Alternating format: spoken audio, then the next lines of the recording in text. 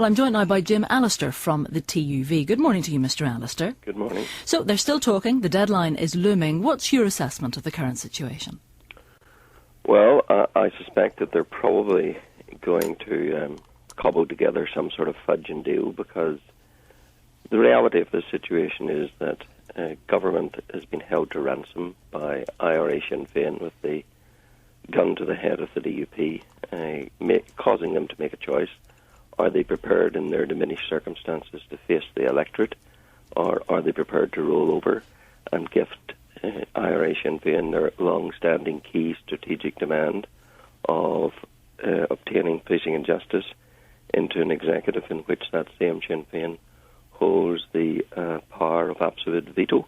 And I fear for Northern Ireland that the DUP is probably likely to choose the option of proffering that concession, which of course they long said they wouldn't do, to Sinn Féin in order to avoid an election. And it will not be good news for Northern Ireland if policing and justice is given to this dysfunctional, miserable, failing executive that can't even deal with the mundane. Well, you're a barrister, Mr. Allister. It will not be good news for Northern Ireland if it is now put into an executive where IRA Sinn Féin, the party that, the organisation that for years murdered policemen and judges, are now going to have that exercising a defining veto on every aspect of that discipline pertaining to policing and justice.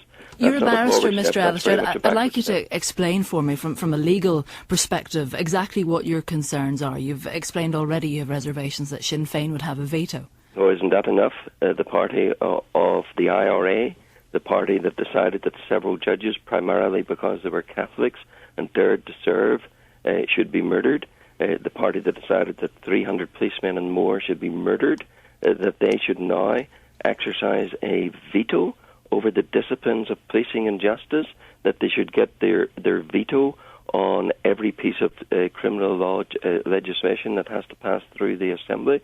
They should get their veto on every spending decision touching upon policing. They should get their veto if, God forbid, we ever needed to have the army back because of rising IRA terrorism. They should have a veto on that too. You know, the thing is mind-boggling that anyone, not only from the political point of view, but from the common sense point of view, would think that an executive which can't even sort out how we transfer kids at age 11 from one school to another should be allowed within a devolutionary mile of the sensitive issues of policing and justice. But is it not the case that if you're going to insist that the current power-sharing arrangement is unworkable, that then the only alternative is a return to direct rule, or indeed maybe joint authority? You're saying this is an unworkable statelet, essentially. Let's address why it's unworkable. Let's go to the root of this matter. It's unworkable because mandatory coalition is built upon toxic mutual vetoes. That's why Sinn Féin have been able to step outside the process, require the Prime Ministers to come in, and why Brian Cowan's here, I've no idea, because policing and justice is meant to be a Strand 1 issue, an exclusive British issue. But of course, he has wheedled his way into these, and it seems not a single union participating has objected. But it has been allowed to happen because the toxic mutual vetoes give Sinn Féin that opportunity any time they want to refuse to operate the executive, to exercise their veto, to put the gun to the head of the DUP, and to demand the delivery of concessions, which of course we are likely to see today. And this won't fix it. This will merely ensure that when they next need to gorge on concessions from unionism, they'll do the same thing.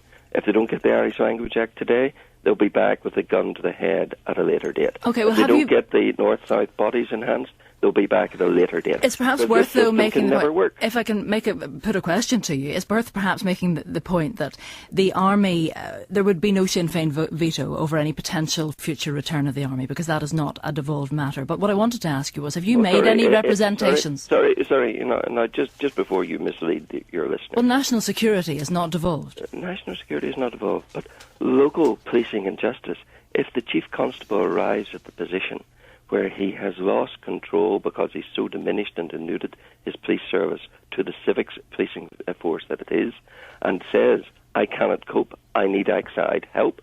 God forbid we should reach that situation, but if the brotherhood of the IRA that's outside this process gets us to that point, are you saying to me that the Justice Minister wouldn't have a say? Of course he would have a say on when that point He might have a say, but it would not be a devolved matter. And if he has a say, then those that exercise the veto over his say also have a say. So let's be clear and let's not indulge in misleading the listeners. There's been enough. It is still not a devolved matter, Mr. Allister, and I will stand over that. I'd like to move on because we are limited in time. Is a devolved matter? Yeah, but whether or not the army would return here. Devolved matter. Let's move on, shall we? In relation to the talks revealed on Hearts Minds last night, as the fact that the DUP and the Ulster Unionist are engaged in discussion, talks hosted there by the Orange Order. What's your reaction to that? Well, you say hosted by the Orange Order. I think that raises interesting questions that the Orange Order need to answer about their pan-unionist approach, because it would appear if they called these talks, they selected not to call all unionists.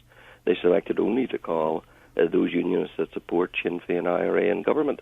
Now, from the moment that the DUP stole David Trimbow's clothes and his policies and bought into his Belfast Agreement and this whole notion of mandatory coalition and Sinn Féin guaranteed a place in government, there's been really very little to distinguish in policy terms the DUP and the Ulster Unionists. So I don't suppose intellectually it's a terrible big surprise that at some point they should merge.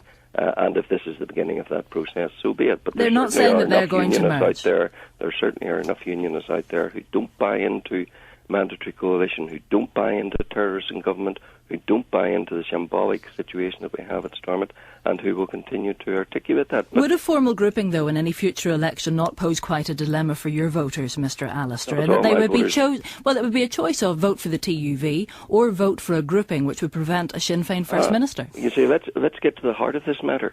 Why is it there could be a Sinn Féin minister? Bad as the Belfast Agreement was, at least it ensured that the First Minister would always be a unionist. That changed in 2006 under the St Andrews legislation, and it changed because the DUP was complicit in allowing that change.